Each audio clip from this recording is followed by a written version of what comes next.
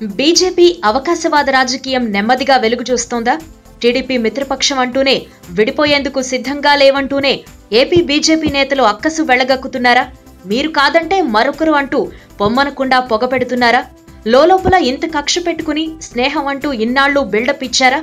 కొండకు వెంట్రుక వేశామన్న ఏపీ మంత్రి మాణిక్యాలరావు మాటలు వింటే ఏమనుకోవాలి?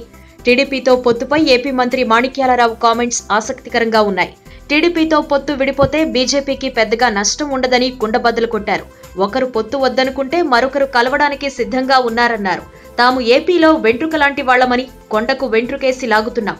వస్తే కొండ వస్తుంది, లేకపోతే వెంట్రుక పోతుందన్నారు. అధిష్టానానికి 2 ఆప్షన్లు ఇచ్చామని, ఒకటి తెగదెంపులు చేసుకుని ప్రతిపక్ష పాత్ర పోషించి ఏపీకి ఏమిచ్చామో చెప్పాలని, రెండోది ఆర్థిక మంత్రి అరుణ్ జైట్లీని పిలిపించి ఏపీకి ఇచ్చిన నిధుల గురించి బహిరంగ సభలో చెప్పించాలని తమ అభిప్రాయం అన్నారు. అధిష్టానం ఆదేశిస్తే నిమిషాల్లో రాజీనామా చేస్తామన్నారు. మాణిక్యాలరావు మాటలు విని ఏమనుకోవాలి? టీడీపీ కొండ అంటే బలమైన పార్టీ అని, తాము వెంట్రుకలం అంటే అత్యంత బలహీనంగా ఉన్నామని ఒప్పుకుంటున్నారా? కొండకు వెంట్రుక వేస్తున్నాం, తమకేం నష్టం లేదు అంటే అర్థమేంటి?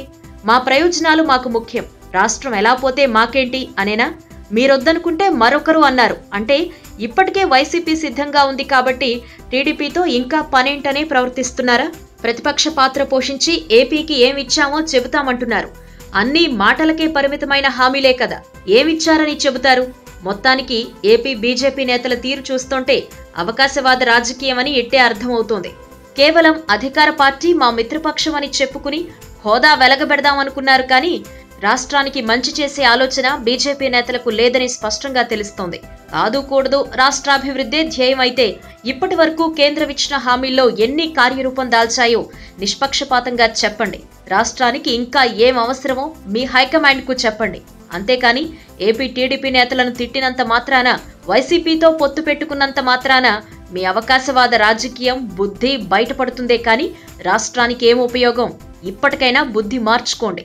ఈ వీడియో మీకు నచ్చినట్టయితే లైక్ చేయండి, షేర్ చేయండి. మరిన్ని ఇంట్రెస్టింగ్ వీడియోస్ చూడడానికి మా ఛానల్ కు తప్పక సబ్స్క్రైబ్ అవ్వండి.